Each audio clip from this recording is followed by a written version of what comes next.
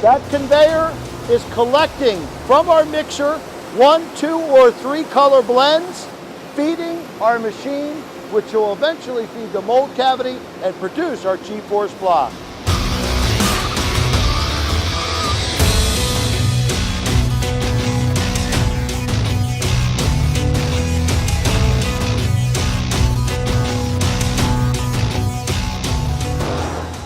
Techo-Bloc, we stand for 2 things: innovation and quality. At a quality control, quality assurance station, you can see them applying a precision machined height gauge, making sure that our tolerances are well within what the industry gives us. You can see that product moving along eventually to an elevator.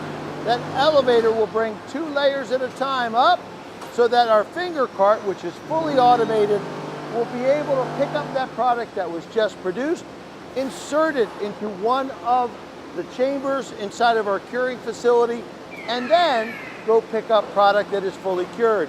The doors that you see are open are fully cured product. That finger cart will pick them up and bring them over to what we call a low rater. That low rater will bring again down 2 layers at a time to go across, yet again, a quality assurance, quality control station.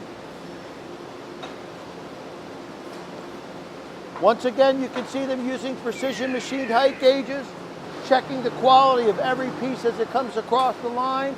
It will go out, be packaged, and ready for your great project.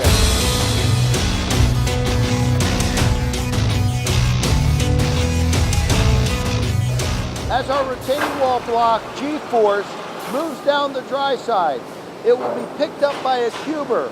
That cuber will take the material off of a production pallet and put it onto an actual wood pallet that will end up on a job site.